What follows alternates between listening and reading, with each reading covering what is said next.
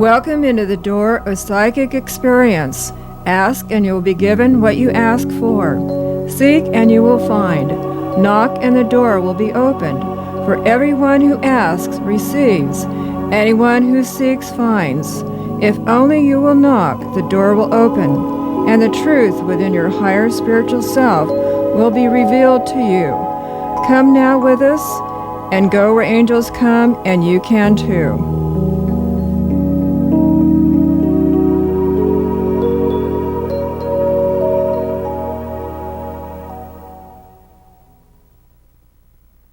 Welcome to our show, Psychic Experience. Thank you for tuning in.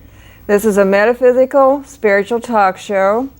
I am Doris Horvath, Reverend Doris Horvath, the pastor of the First Spiritualist Church, the host. And the show is being presented by the First Spiritualist Church, where angels come, and so can you, in the City Heights area. We don't give our address, but you can get our phone number anytime. It's at the end of the show, too. Our church, where angels come, so can you.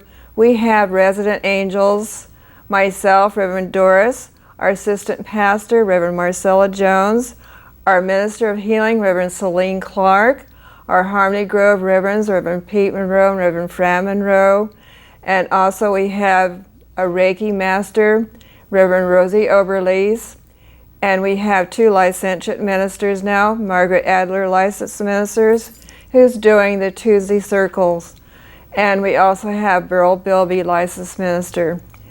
This is a talk show, and we invite very well-known people on the show to discuss many very interesting topics that you may or may not have heard of from any of this before, from any of these people.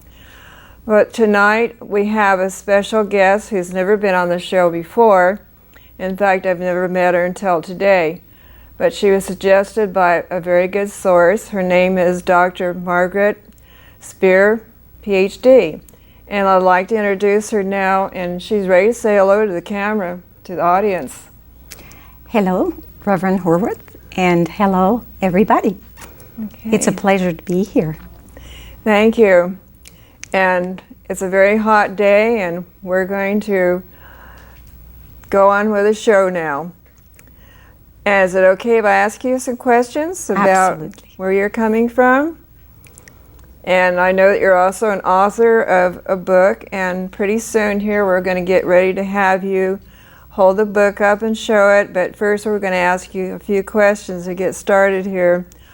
I'd like you to tell the audience what holographic psychology is. Holographic psychology is the newest psychology. It incorporates three different psychologies. The behavioristic, which we call level 1, that has to do with the body. The humanistic, which we call level 2, which has to do with the mind. And the transpersonal, which we call level 3, and that has to do with spirit. And holographic psychology is different in the sense that each level of holographic psychology also, I'm sorry, I messed up. Well, that's all right. It's just really too hot, so I'm going to ask you the second question. Who is the originator of holographic psychology? The originator of holographic psychology is Dr. James Pottinger. Oh. And he is a protege of Ernest Holmes. And before he died, before Ernest died, he promised that he would move on the science of mind that he had created and create the science of spirit.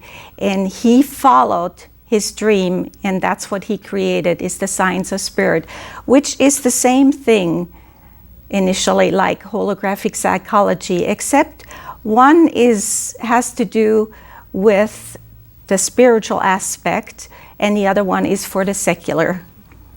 Okay. Now I'd like to ask you, because I'm so curious about why things are done, why is holographic psychology not yet taught in our major universities? That is a good question. And I wish I could. Question. Yes, I wish I could answer that in a way that from the university's point, but I can tell you the reason it's not taught yet in universities is because it incorporates the humanistic, the behavioral, and the spiritual aspects. And normally, universities only teach in the behavioristic mode, which means that they do not incorporate spirit. It reminds me of when I was deciding to be a psychologist. I took classes at a college in Vancouver, Washington.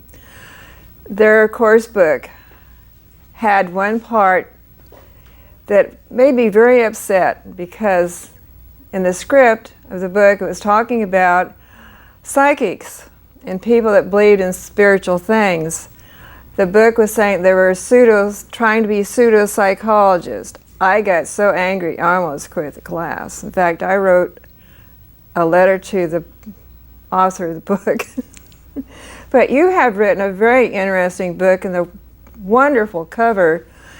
She has a book that's called Life-Changing Explosion of Consciousness. Would you like to hold it up so Yes, our cameraman can zoom in on it? I would be happy to do that. And hold it up high so that he can get a good look at it, okay? It has a wonderful cover. Beautiful. And we've got a little bit of a glare here. There we go. Good. That's perfect. It has a beautiful artistic design that looks like a galaxy. Okay. Or a black hole or something like that. Dr. Margrit also has 2 CDs that are very interesting. One is about healing. I believe that's the one she's holding up now. Okay, and she also has one that you can listen to while you're sleeping. And she says that it has 64 affirmations that you can hear while you're asleep. That would be very magical in this heat. Okay, well, let us go on. Is holographic psychology for all people? Yes, holographic psychology is for all people, provided they understand and can go beyond just the person, realizing that we are really spiritual beings embodied as a person, not just a person with a brain. I agree. And how did you get into holographic psychology? Why did you get into all of this and write your book and all of that? That is a very good question. The reason I got into holographic psychology is because about 15 years ago, I had a teenage daughter that I was unable to help.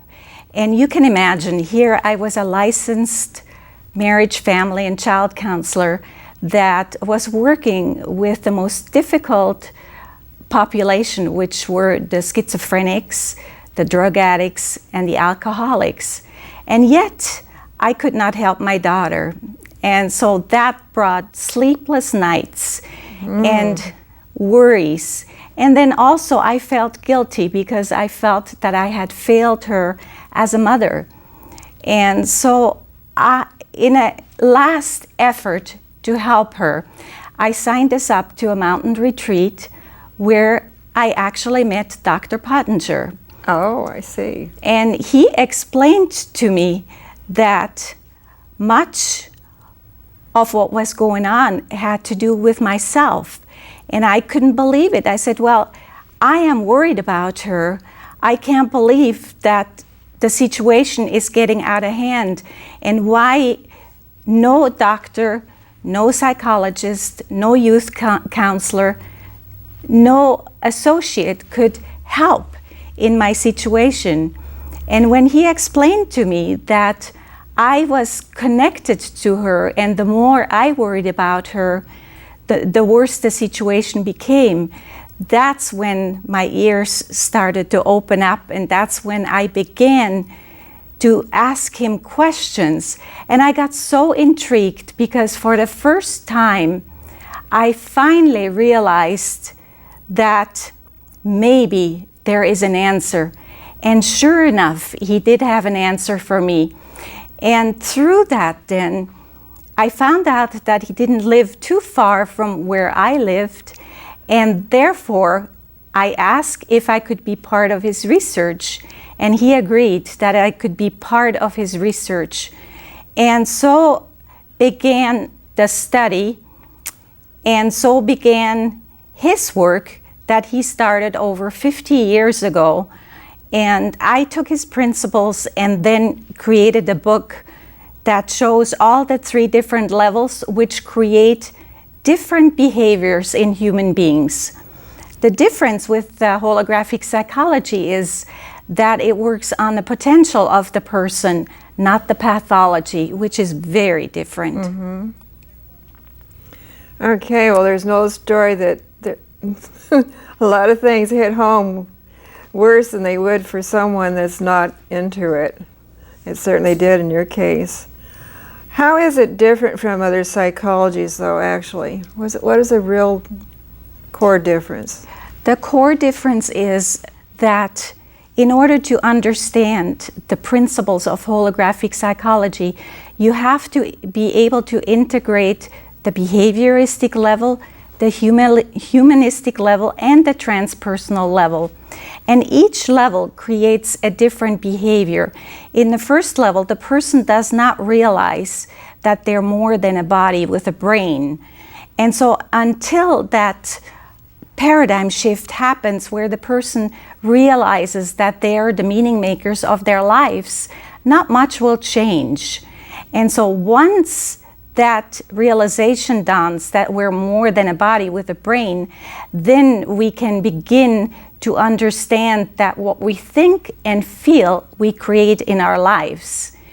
And thus we get empowered, and we will no longer be victims of people or circumstances.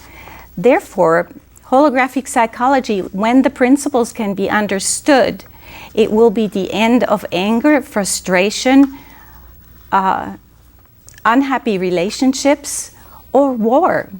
Because what we think and what we feel, we create in our lives.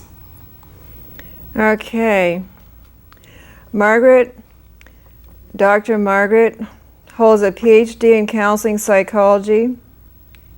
She is a California licensed marriage and family counselor. She is currently the vice president of LACCRS, an independent research group that developed holographic psychology, an organization that has vested 50 years examining the interrelationship between body, mind, and spirit. Dr. Margrit was born and raised in Switzerland, and she enjoys diverse approaches in the fields of psychology, philosophy, and religion. Her professional experience includes research and development for National Institute for Mental Health, crisis counseling, academic and psychological counseling for a local college, lecturer on the principles of holographic psychology.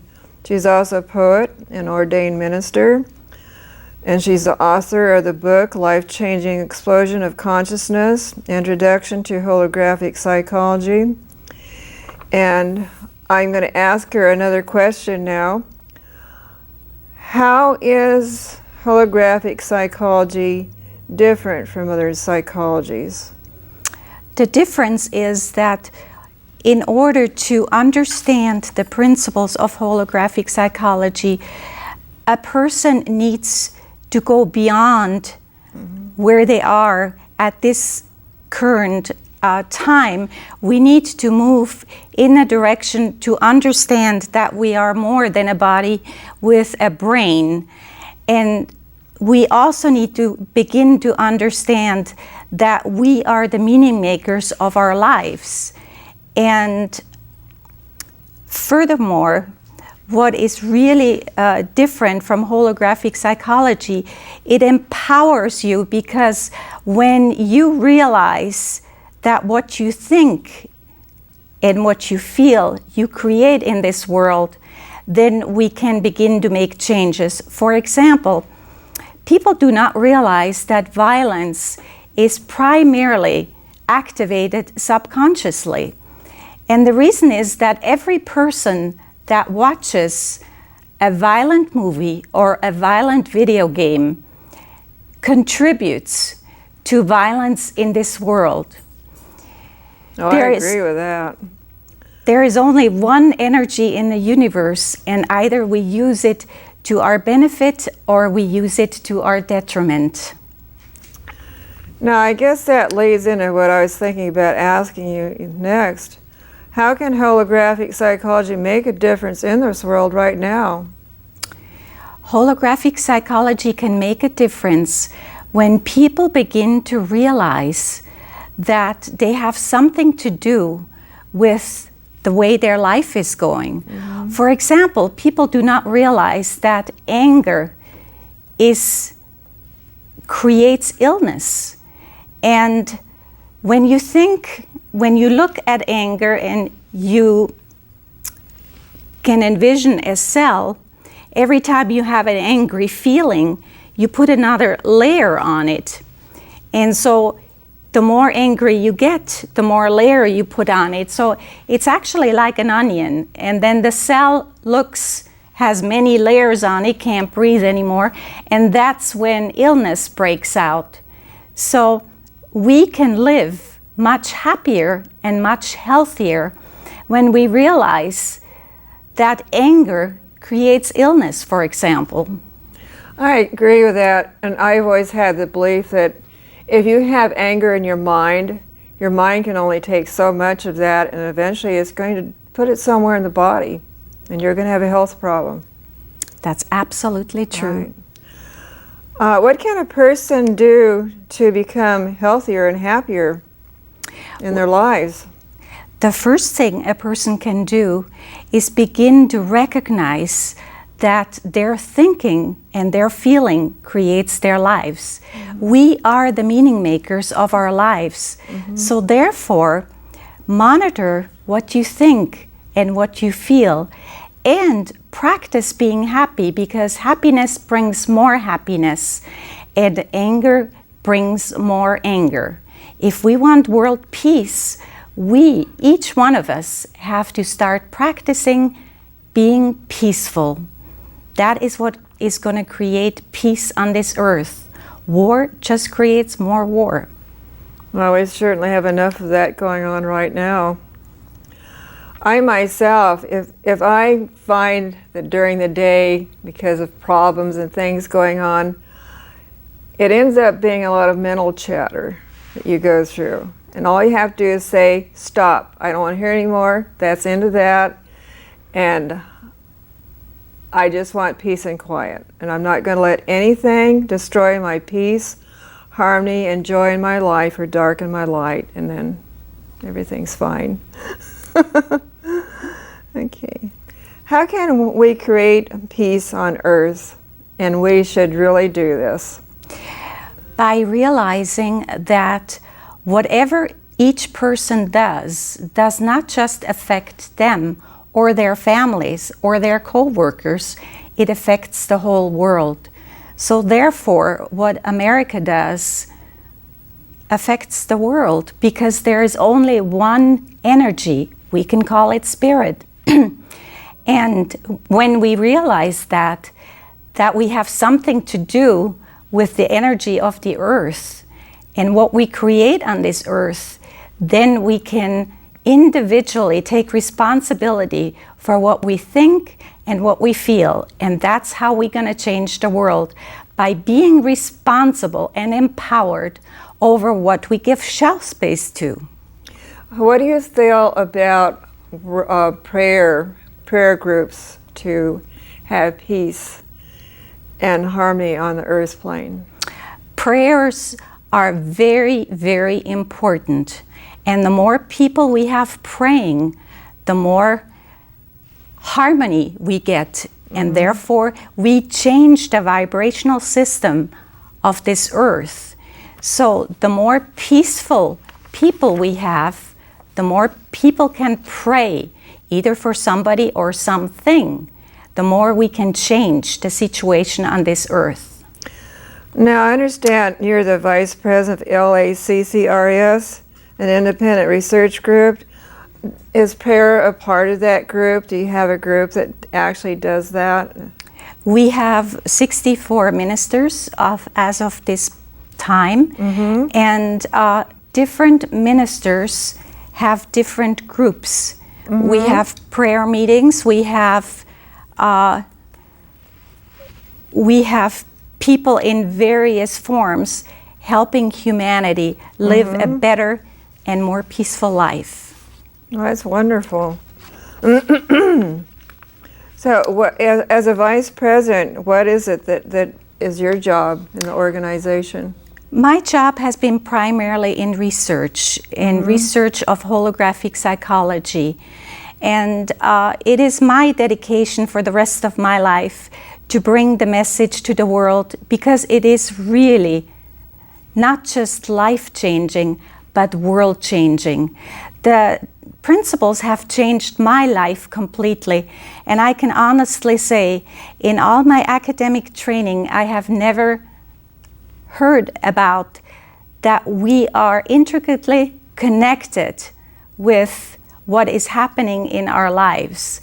And once we realize that we are the meaning makers of our lives, and that we can either focus on the positive or we can focus on the negative, then we can start taking responsibility and change our lives for the better. Now, do you have a memory of a very interesting story you'd like to tell our audience before we go? Well, maybe you could tell us about what happened with your daughter, or? Yes. My daughter came to the retreat against her will, but at that point, I was at a stage where I did not know what to do anymore. And you can imagine, as a licensed therapist, I felt so bad that I couldn't help her, or could help myself for that matter.